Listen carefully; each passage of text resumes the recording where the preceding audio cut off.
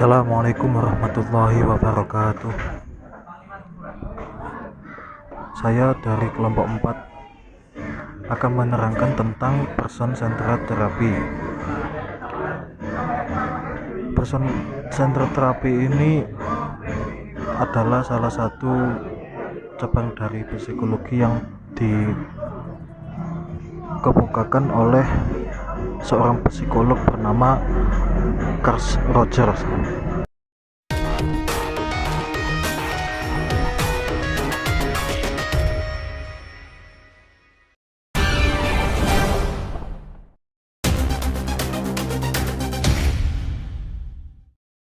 Yang pertama yaitu biografi tentang Charles Rogers ini. Rogers was an introvert person, and he spent a lot of time writing and engaging in imaginative activity and reflection. During his college year, his academic interests and majors changed from agriculture to history, then to religion, and finally to clinical psychology.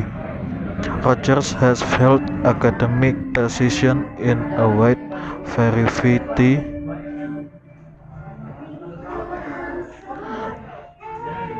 of fields. Rogers has held academic positions in a wide variety and fields, including education, social work, counseling, and psychotherapy, group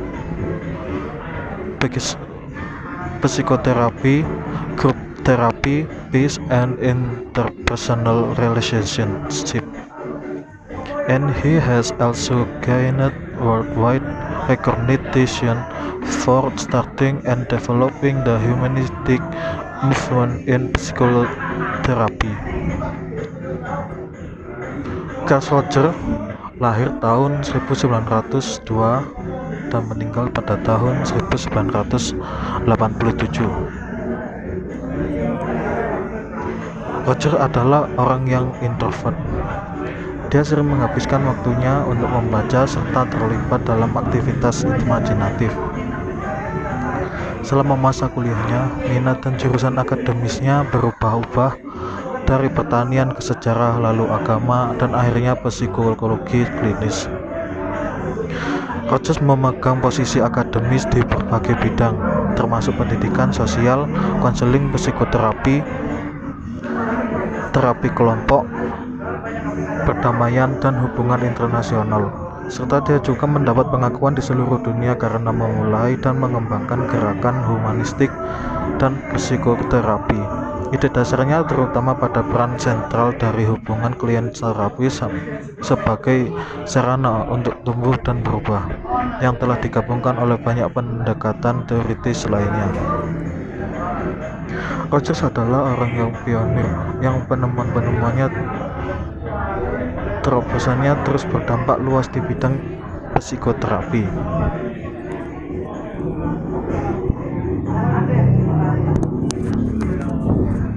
Often referred to as the father of psychotherapy research, Rogers was the first to delve into the counseling process in depth,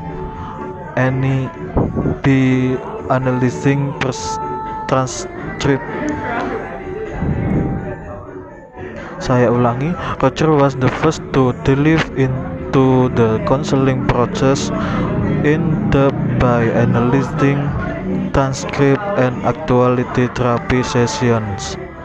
He was the first doctor to conduct a major study of psychotherapy using quantitative methods.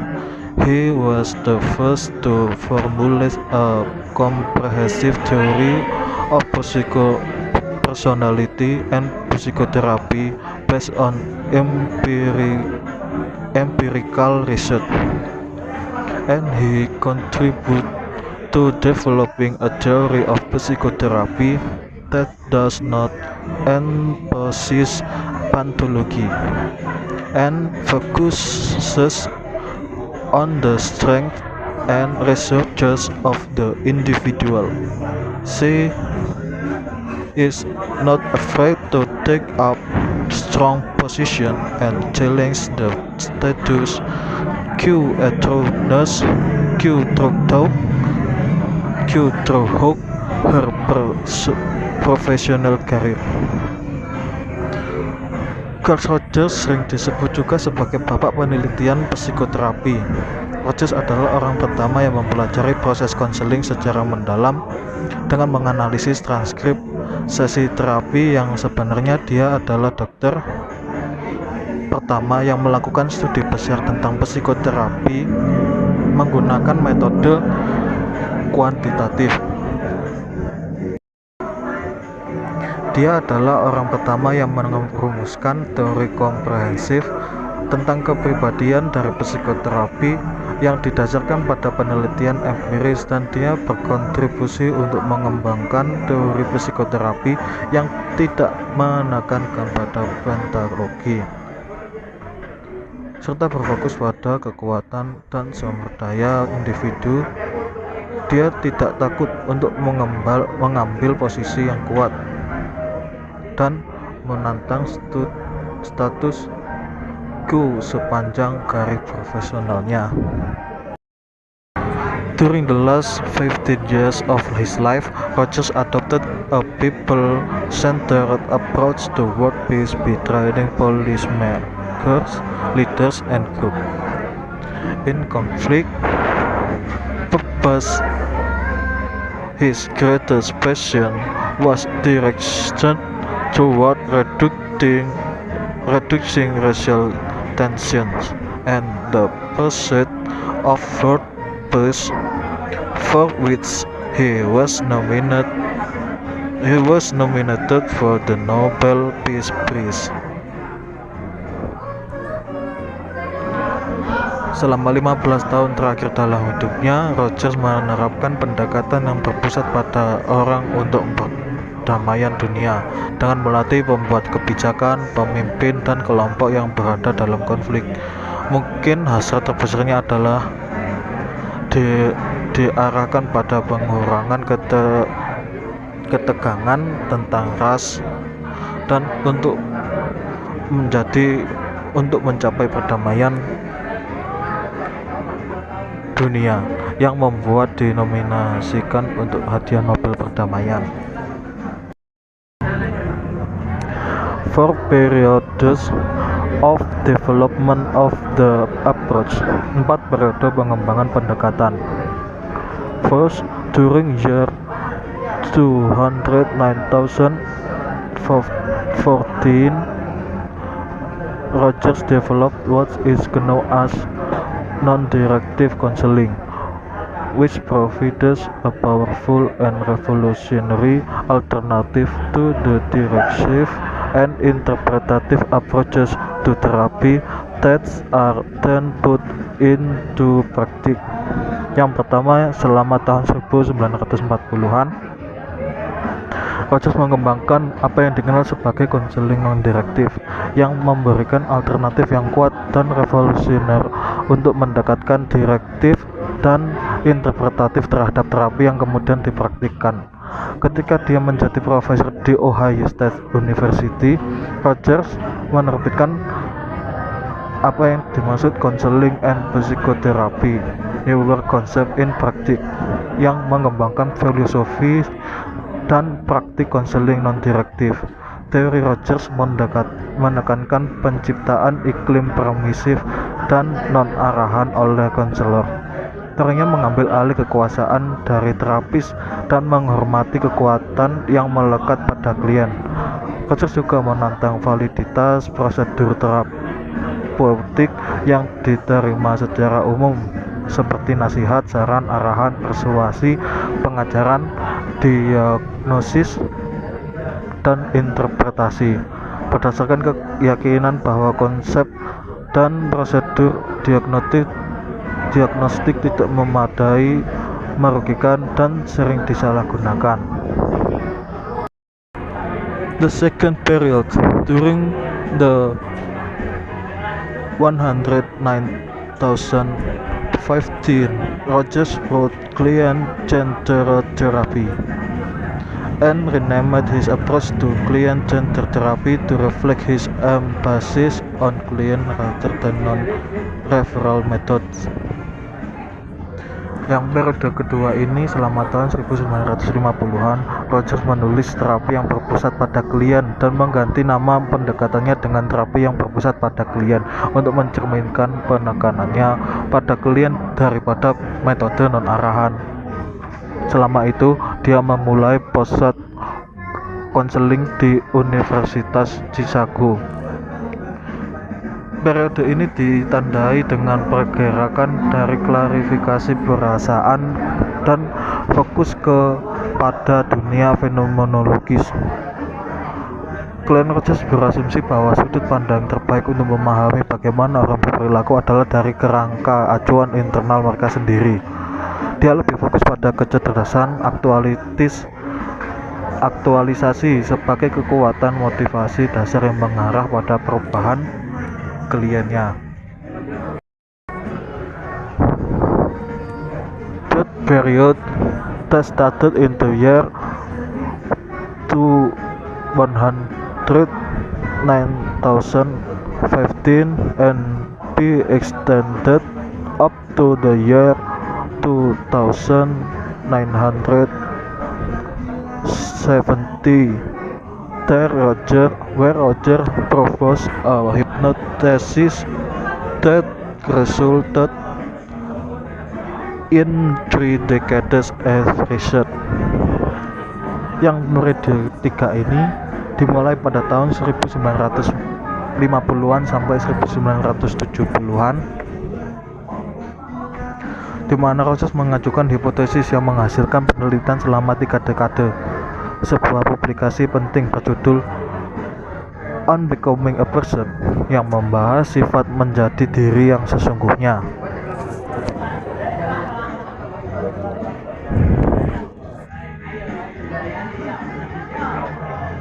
Sebuah gagasan yang dipinjamnya dari seorang bernama Kierkegaard. Roger menerbitkan karya ini selama dia memegang janji bersama di Departemen Psikologi dan Psikiatri di Universitas Wisconsin. Dalam buku ini ia mengembangkan proses menjadi pengalaman seseorang yang dicirikan oleh keterbukaan terhadap pengalaman, kepercayaan pada pengalaman seseorang, fokus evaluasi internal, dan kemauan untuk berada dalam proses. Selanjutnya yaitu periode keempat. The fourth period during in the 1980 was marked by massive expansion into the field of education, industry, conflict resolution, politics, and the search for world peace. Yang periode keempat ini pada tahun 1980-an, di mana Roger mendekati kematiannya, ditandai dengan ekspansi besar-besaran ke bidang pendidikan, industri, penyelesaian konflik, politik, dan pencarian perdamaian dunia. Karena lingkungan pengaruh Roger yang terus meluas, termasuk minatnya pada bagian yang memperoleh atau menyerahkan kekuasaan dan kendali atas orang lain dan diri mereka sendiri. Teori ini dikenal sebagai pendekatan yang berpusat pada orang. Pergeseran istilah ini mencerminkan penerapan pendekatannya yang semakin luas. Abraham Maslow contribution to humanistic psychology. Maslow studied what he called self-actualizing people and found that they different in important ways from what he called normal individuals.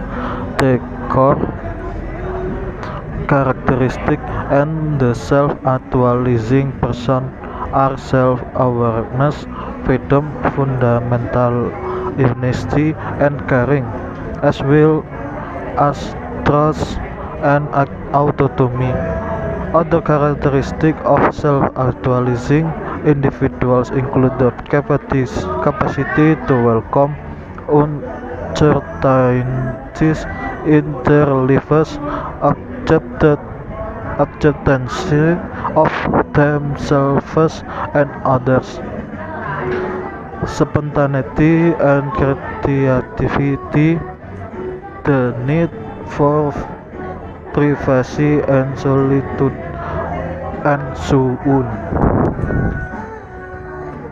Maslow ini mempelajari apa yang dia sebut sebagai orang yang mengaktualisasikan diri dan menemukan bahwa mereka berbeda dalam hal-hal penting dari yang disebut individu normal. Ciri inti dari orang yang mengaktualisasikan diri adalah kesadaran diri, kebebasan, kejujuran, dan kepedulian yang mendasar, serta kepercayaan dan otonomi dan otonomi. Karakteristik lain dari individu yang mengaktualisasikan diri termasuk kapasitas untuk menyambut ketidakpastian dalam hidup mereka, penerimaan terhadap diri mereka sendiri dan orang lain, spontanitas dan kreativitas, kebutuhan akan privasi dan kesendirian, dan sebagainya. Vision of humanistic philosophy. That the vision underlying humanistic philosophy is grasped by the metaphor of how to account, give the appropriate condition while automatically grow in a positive way, propelled naturally toward in its actualization as tree. The humanistic philosophy on the which the people-centered approach is based in expressed in the attitude on behavior that creates a climate that generates growth. Visi filsafat humanistik.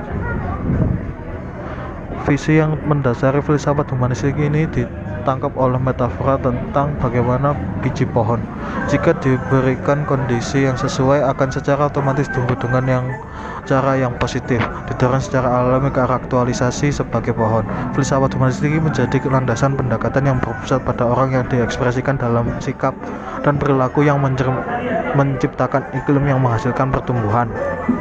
Menurut Rogers, ketika filosofi ini dijalankan, itu membantu orang dalam mengembangkan kapasitas mereka dan merangsang pertumbuhan konstruktif pada orang lain. Yang B, ke konsep View of human nature. Rogers make a growth climate where individual can move forward and becomes what they are capable of based on one's conformity or authentically or reality. 2. Unconditional positive appreciation, accepted and cares. And 3. Acute empathic understanding, the ability to understand the words of the people subjective. According to Rogers, if therapy communicates the attitudes, those being helped will be less defensive and more open to themselves and their world. In other words, they will behave in a prosocial and constructive manner. Yang B yaitu ke konsep dari view of human nature. Tema umum yang Rogers membuat sebuah pertumbuhan iklim di mana individu dapat bergerak maju dan menjadi apa yang mereka mampu berdasarkan satu, kesesuaian yang keaslian atau kenyataan. Yang nomor 2, menghargai positif tanpa syarat, menerima dan kepedulian. Yang ketiga, memahami empatik yang akurat, yaitu kemampuan untuk memahami dunia subjek orang lain. Menurut Rogers, jika terapi mengkomunikasikan sikap ini, mereka yang dibantu akan menjadi kurang defensif dan lebih terbuka untuk diri mereka sendiri dan dunia mereka. Dengan kata lain, mereka akan berperilaku proporsional dan membangun manner mereka. Therapy goals. The underlying goal of therapy is to provide a conducive climate to help individuals strive towards self-actualization.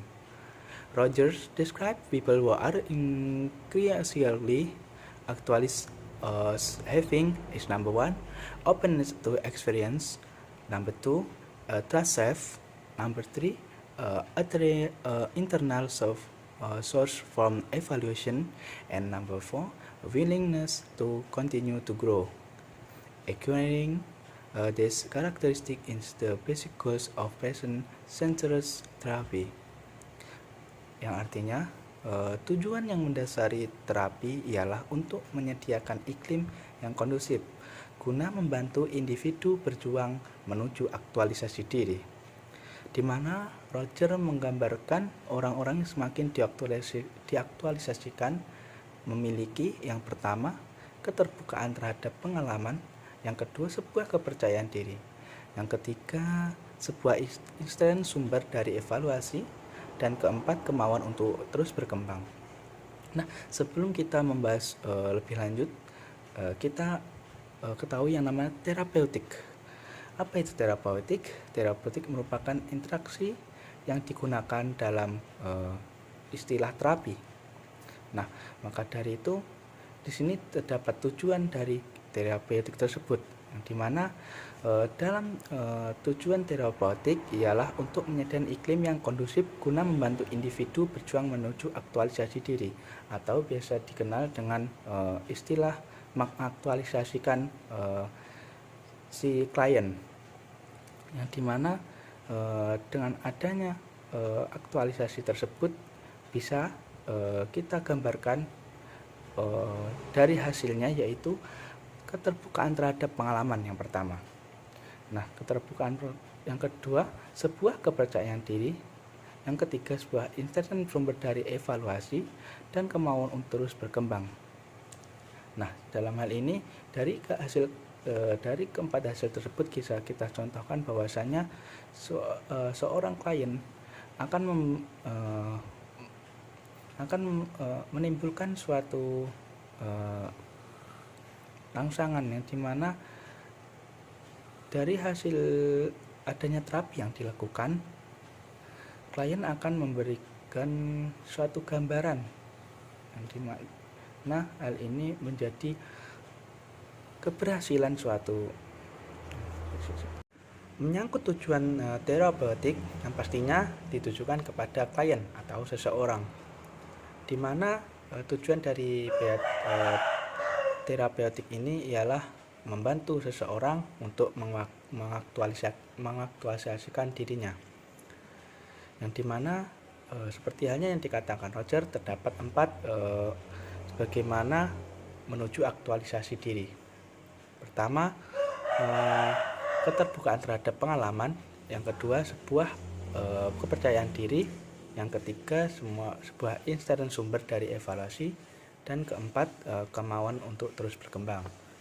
Di mana kita ambil contoh dalam kehidupan sehari-hari, atau contoh sederhananya misalnya terdapat seseorang siswa, yang dimana seseorang siswa tersebut mempunyai kepribadian, ada yang aktif ataupun ada yang tidak aktif atau pendiam, bisa dikatakan begitu. Yang dimana yang pastinya anak yang pendiam ini akan kurang dalam pengalamannya maupun kepercayaan dirinya, yang dimana seorang guru atau teman lain bisa membantunya untuk mengaktualisasikan dirinya.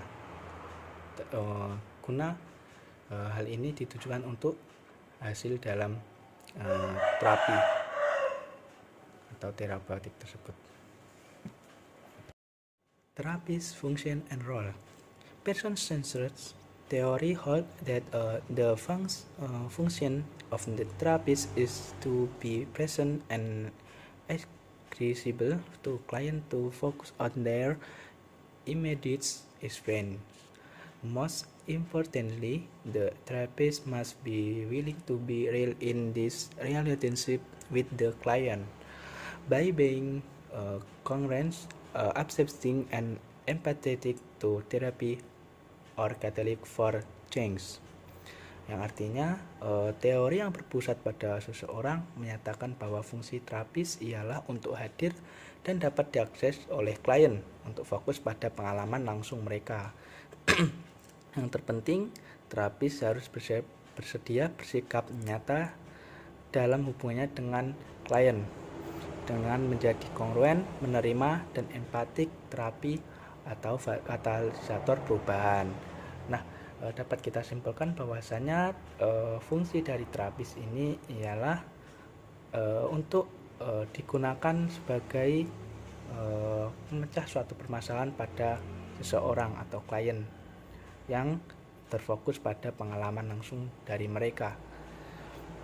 Nah, dari itu seorang terapis harus memahami yang namanya fungsi dari terapis, yang dimana fungsi tersebut ialah yang pertama menjadi kongruen, menerima, dan empatik terapi atau katalisator perubahan. Dapat kita garis bawahi bahwasanya kongruen ini ialah dari segi bahasa matematika dapat kita ambil ialah suatu garis yang sama atau sudut yang sama. Maka dari itu seorang terapis harus menjadi cerminan dari orang tersebut atau klien tersebut, yang dimana hal ini bisa memperoleh dan dapat terfokus pada apa yang dirasakan oleh klien tersebut. Kemudian untuk yang kedua yaitu menerima. Nah, dalam kata lain, menerima ini ialah hasil yang diperoleh dari apa yang ditujukan kepada terapi tersebut, yang dimana hasilnya itu baik ataupun sebaliknya.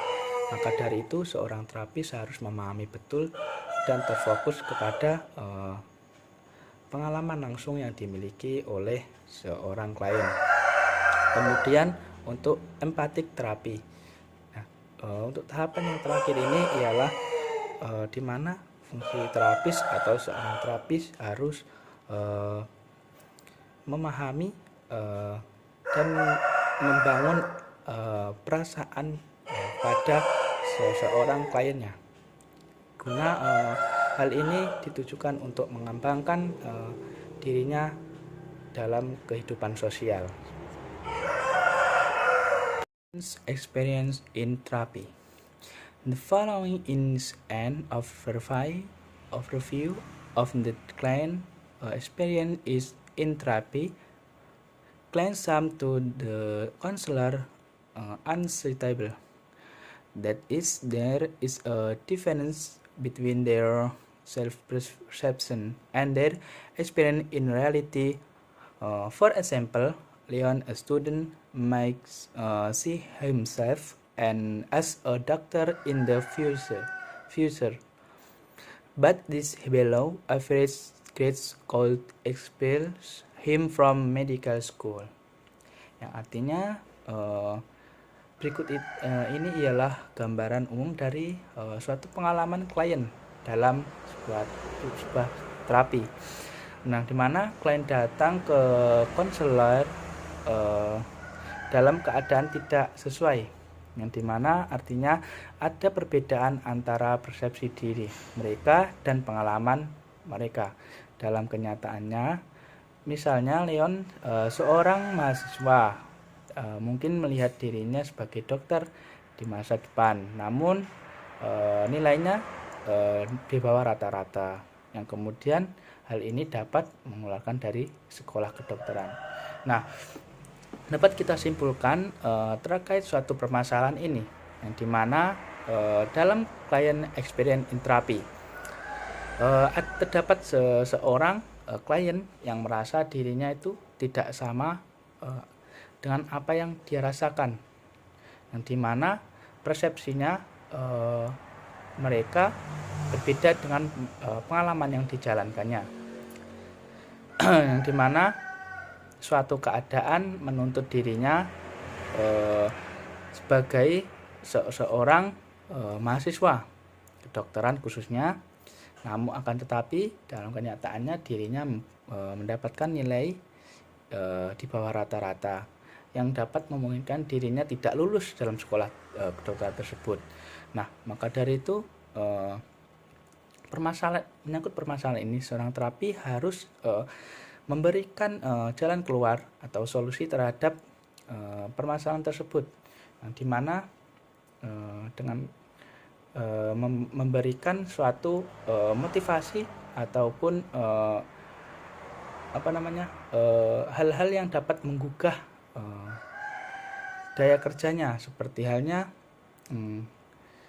untuk dapat mempraktekkan langsung apa yang dilihatnya, seperti halnya hal-hal yang terkait praktek ataupun hal-hal yang nanti dijadikan sebagai tujuan dalam menentukan suatu pekerjaan, harus yang namanya didahulukan suatu praktek demi memberikan gambaran ataupun contoh dalam melakukan hal tersebut. Relationship between therapist and client. Roger further hypothesized that significant positive personality change do not occur except in a relationship. Roger's hypothesis was formulated on the basis of his many years of professional experience and has remained existentially unchanged to this day. This hypothesis instead of follows. Number one, two people make physiological contact. Number two, the first who we will tell the client is in a state of disconnection, vulnerability, or anxiety. Number three, the second person whom we call the therapist is congruent or real or genuine in the relationship. And number four, therapy experience unconditional positivity for client. Number five, therapy experience an empathic understanding of the client internal frame of reference and item to communicate this experience to the client. And number six, communication to client from empathic understanding of therapy and positive things unconditionally until a minimal level is reached. Yang artinya Roger berhipotesis lebih lanjut bahwa perubahan kepribadian sensitif yang signifikan tidak terjadi kecuali dalam suatu hubungan. Hipotesis Roger ini dirumuskan atas dasar pengalaman profesionalnya selama bertahun-tahun dan pada dasarnya tidak berubah sampai hari ini. Hipotesis ini dinyatakan sebagaimana berikut. Yang pertama, dua orang melakukan kontak psikologis. Yang kedua, orang pertama yang akan kami sebut sebagai klien berada dalam keadaan tidak terlalas atau cemas. Yang ketiga, orang kedua yang kami sebut terapis ialah sebagai kongruen dalam hubungan tersebut. Yang keempat, terapi mengalami hal positif tanpa syarat untuk klien. Yang kelima, terapi mengalami pemahaman empatik tentang kerangka acuan internal klien dan upaya untuk mengkomunikasikan pengalaman ini kepada klien. Dan yang terakhir, komunikasi kepada klien dari pengalaman empatik, terapi, dan hal positif tanpa syarat sampai tingkat yang minimal tercapai. Nah, dapat kita simpulkan bahwasanya dalam hubungan antara terapis dengan klien ini ialah pada dasarnya terdiri atas dua orang, yang dimana hal tersebut menjalankan suatu kontrak psikologis, yakni antara terapis dan kliennya atau seseorang yang butuh bantuannya atas permasalahannya, yang dimana klien tersebut mempunyai masalah yang rentan terhadap pengalamannya khususnya. Dan seorang terapi ialah seorang yang menjadi kongruen atau sebagai cerminan dalam penyelesaian suatu permasalahan yang ada pada yang diderita oleh si klien tersebut, menyangkut permasalahan kehidupannya. Nah, dalam terapi ini yang pastinya ditujukan kepada suatu pemahaman empatik atau bisa dikenal dengan hubungan perasaan antara seseorang. Nah, dengan adanya hubungan empatik yang positif, maka hubungan perasaan yang ada pada seorang klien terkait suatu permasalahan atas pengalamannya dapat mendukung yang namanya hubungan kepada orang lain dari si klien tersebut, di mana hubungan dengan orang lain tersebut dapat memberikan suatu pengalaman yang dimana nantinya bisa dia lakukan ketika menjalankan kehidupannya secara langsung. Nah, maka dari itu seorang terapis harus memberikan suatu motivasi atau bahkan dorongan untuk yang namanya rasa empatik tersebut.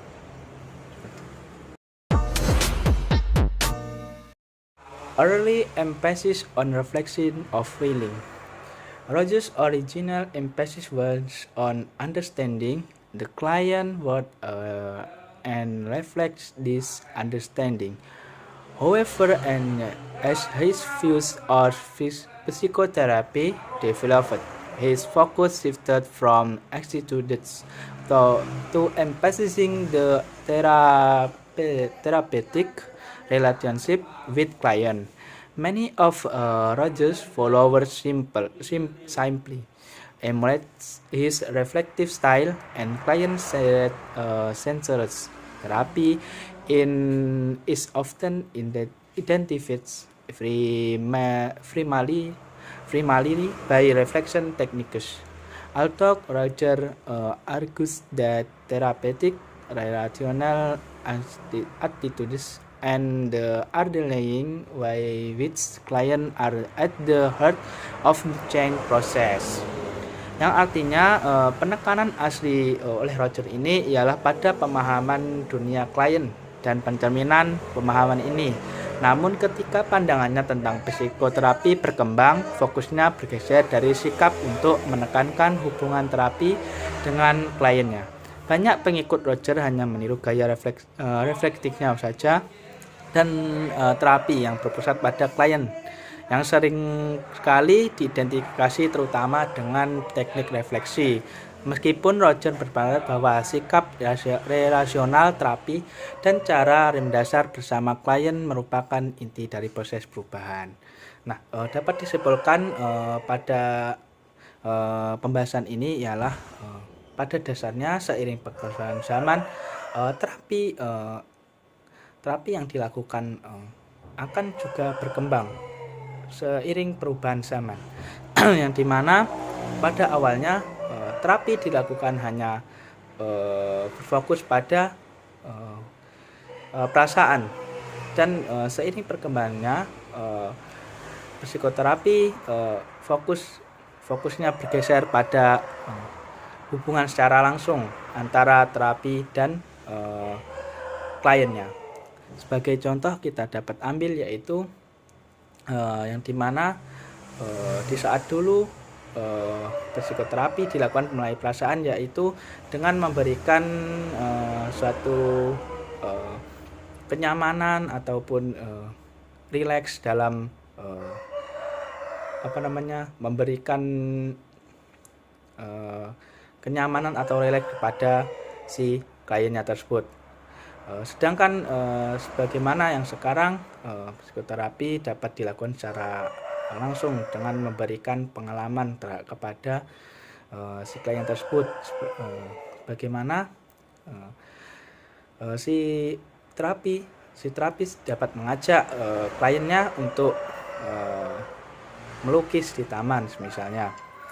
Nah, dengan kata lain, dengan melukis di taman tersebut dapat memberikan secara langsung perasaan maupun pengalaman yang didapatkan oleh si klien tersebut, yang dimana hal tersebut dapat menggambarkan yang nantinya dapat dijalankannya dalam kehidupan sehari-harinya, seperti itu. Evolution of person-centered methods. People-centered therapists have the freedom to ask a variety of responses and methods to help their client. The quitting question that therapy need to ask is it appropriate? Can argue that ideally therapy will continue to monitor whether what they are doing is appropriate, particularly whether their therapeutic style is compatible with the way the client perceive and understand their problem. Yang artinya terapis yang berpusat pada orang memiliki kebebasan untuk menggunakan berbagai tanggapan dan metode untuk membantu klien mereka. Nah, pertanyaannya, panduan yang perlu ditanyakan oleh terapi ialah apakah cocok. Kane berpendapat bahwa secara idealnya terapi akan terus memantau apakah yang mereka lakukan sesuai, terutama apakah gaya terapeutik mereka sesuai dengan cara klien melihat dan memahami masalah mereka. Nah, dapat disimpulkan ini berhubung pembahasan sebelumnya. Terkait pembahasan sebelumnya bahwasanya terapi ini atau psikoterapi mempunyai suatu teknik tersendiri atau metode tersendiri, yang dimana hal tersebut disesuaikan semestinya kepada apa permasalahan yang diderita oleh si klien tersebut. Yang dimana banyak tanggapan-tanggapan yang mempertanyakan bagaimana metode ini apakah cocok digunakan metode ini dalam menerapkan terapi atau psikoterapi tersebut. Nah, yang pastinya dalam hal tersebut perlu adanya yang namanya riset ataupun uji coba dari seorang terapi dalam menggunakan dan menyesuaikan kepada permasalahan untuk kliennya tersebut.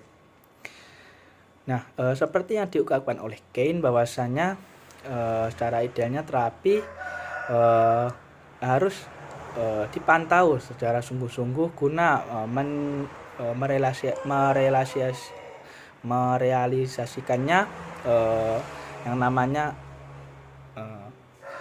psikoterapi dalam hal yang ideal atau semaksimal mungkin. Permasalahan yang timbul yang pastinya berbeda-beda pada setiap klien, yang dimana seorang terapi harus menyesuaikan metode yang dipakai dalam menyelesaikan suatu permasalahan tersebut.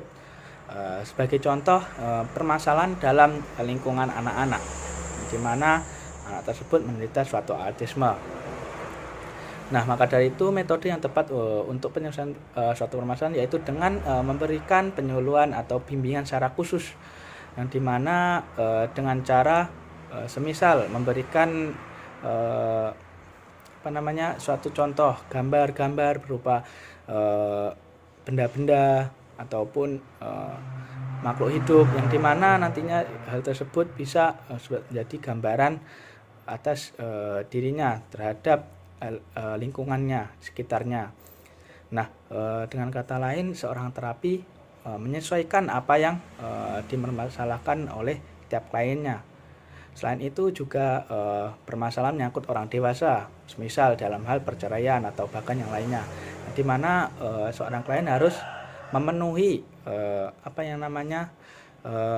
suatu solusi dalam pemecahan permasalahan tersebut, sepertinya memberikan support ataupun nasihat terhadap orang yang mempunyai permasalahan tersebut. The role of assessment. Roger recommend caution in assessing psychometric measure or in taking a complete case history at the start of counseling. If the counseling relationship begin with a series of psychological tests and a detailed case history, he is sure the client can get the impression that the counselor will provide a solution to their problem. Yang artinya Roger merekomendasikan kehati-hatiannya dalam menggunakan tindakan psikometri atau bahkan mengambil riwayat kasus lengkap pada awal konseling. Jika hubungan konseling dimulai dengan serangkaian tes psikologis dan riwayat kasus yang terperinci, dia yakin klien bisa mendapatkan kesan bahwa konselor akan memberikan solusi untuk masalah mereka. Nah, terkait penjelasan sebelumnya, hal ini juga terhubung di dalamnya, di mana pada dasarnya seorang terapi harus melakukan yang namanya pengambilan riwayat kasus lengkap pada kliennya, di mana untuk menentukan permasalahan yang ada atau yang dirasakan oleh si klien tersebut. Sehubung dengan hal itu, Roger juga telah menegaskan bahwa harus hati-hati dalam menentukan atau mengambil riwayat kasus lengkap kepada klien tersebut pada awal konseling, karena secara tidak diketahui bahwasanya bisa saja masalah yang diderita oleh klien tersebut bisa lebih dari satu, karena hal tersebut permasalahan itu juga banyak. Nah, dengan kata lain, harus adanya peran yang diambil oleh si terapi tersebut, di mana Roger dapat memberikan serangkaian tes guna sebagai contoh untuk mendapatkan suatu data atau riwayat kasus dari si kliennya tersebut. Dengan kata lain, tes tersebut bisa ditujukan sebagai pengukur atas atau ukuran atas permasalahan yang ada pada si klien tersebut. Misal sebagai contoh, klien menderita kecemasan dalam hal mendapatkan jodoh, atau bahkan dirinya habis cerai, dan kemudian dirinya juga di satu sisi dirinya juga kehilangan orang tuanya atau meninggal dunia. Dari itu seorang terapi harus dapat menentukan hal sedemikian itu dengan melakukan tes-tes ataupun menanyakan secara langsung kepada si kliennya tersebut. Nah, dengan kata lain, klien tersebut bisa memberikan tanggapannya atas permasalahannya, dan kemudian si terapi akan menentukan permasalahan, kemudian memberikan solusi atas masalah klien tersebut. Seperti itu.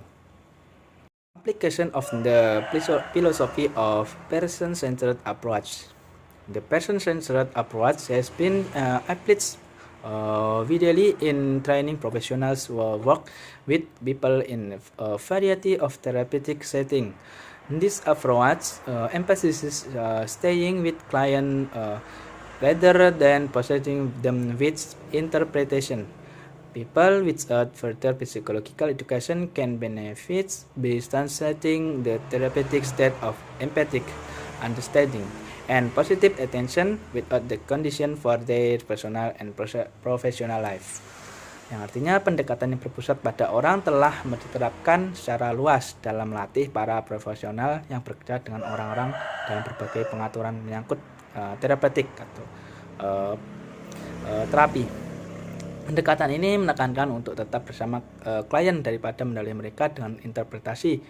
Orang yang tidak memiliki pendidikan lanjutan dapat memperoleh manfaat dengan menerjemahkan kondisi terapeutik dari pemahaman empatik dan perhatian positif tanpa syarat adanya kehidupan pribadi dan profesional mereka. Nah, terkait pembahasan kali ini juga berhubungan dengan penjelasan sebelumnya bahwasanya seorang terapi harus secara matang dan secara siap untuk menentukan permasalahan yang ada pada kliennya, yang dimana tidak disarankan kepada si terapi untuk menentukan secara sepihak atas permasalahan yang diderita oleh kliennya tersebut, yang dimana hal tersebut harus memiliki tahapan-tahapan khusus, yang dimana dalam menentukan permasalahan kliennya tersebut guna tidak ada permasalahan yang dapat ditimbulkan secara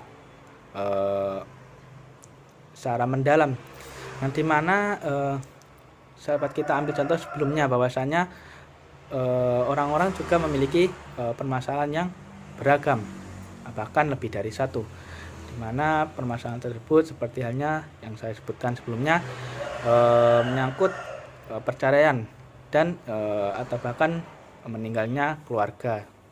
Nah, dalam hal tersebut si terapi harus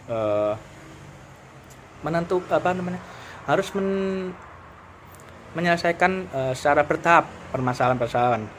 Tidak mata-mata harus menyelesaikan dua permasalahan tersebut secara langsung atau secara sekaligus. Harus bertahap dengan menyelesaikan satu permasalahan yang pertama, kemudian dilanjutkan permasalahan kedua. Hal ini digunakan untuk supaya bagi orang-orang yang khususnya kliennya tersebut tidak riwayatnya tidak berpendidikan atau bahkan pendidikannya kurang. Nah, hal tersebut bisa memberikan manfaat atau pemahaman kepada klien tersebut untuk menyelesaikan suatu permasalahan yang dideritanya tersebut. Application to crisis intervention. In crisis situation, a person-centered therapy may need to provide more structure and direction than is the case for a non-crisis client. Advice, guidance, and even direction can be requested if the client is unable to function effectively. For example, in Stein's case, it may be necessary to take action to treat a suicidal client in the hospital to protect this person from self-harm. Yang artinya dalam situasi krisis, terapi yang berpusat pada orang mungkin perlu memberikan lebih banyak struktur dan arahan daripada kasus untuk klien yang tidak mengalami krisis. Saran, bimbingan, dan bahkan arahan dapat diminta jika klien tidak dapat berfungsi secara efektif.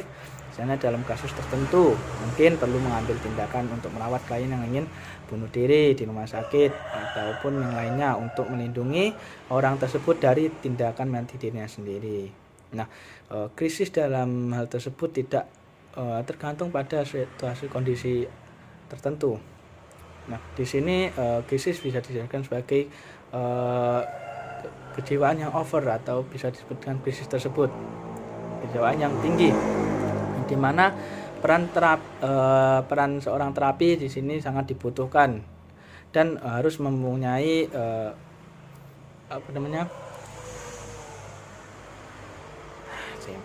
krisis di sini menunjukkan suatu permasalahan dalam kejiwaan seseorang yang dimana diukur dalam tingkat yang tinggi, dimana seseorang yang dalam kondisi ini dapat dicirikan sebagaimana dia duduk termenung ataupun melamun atau bahkan bisa menyakiti dirinya sendiri serta orang lain. Maka dari itu seorang terapi harus bisa memberikan arahan atau bimbingan secara khusus kepada klien tersebut guna memberikan kenyamanan untuk kesembuhannya di masa yang akan datang, meskipun hal tersebut membutuhkan tahapan-tahapan atau waktu yang cukup lama. Dengan demikian seorang terapi harus lebih mengutamakan kliennya dalam hal kenyamanan supaya kondisinya tetap seimbang atau setimbang. Dengan kata lain, hal ini dapat meredam semisal kejiwaannya itu bangkit, yang dimana seorang terapi juga tidak perlu untuk yang namanya mengajak kepada lingkungan sekitar, mengajak keluar pergi ke lingkungan sekitar. Ditakutkan nantinya bila mana seorang klien tersebut tiba-tiba terganggu atau tiba-tiba teringat atas permasalahan yang dideritanya, hal tersebut mungkin bisa menjadi acuan dalam menerapkan yang namanya psikoterapi. Application to group counseling. Roger Greeley believed that group tend to move forward if the facilitator shows deep trust in the members and refrain from asking techniques for exercises to get the group moving. The core condition of person-centered therapy applies to group process. The role of the facilitator is to understand empathically what individual in the group communicates. Instead of leading member forward specific goals, group facilitator assists member in the developing attitudes and behavior of authenticity, acceptance, and empathy, allowing member to interact with one and another in a therapeutic way to find their own direction as a group.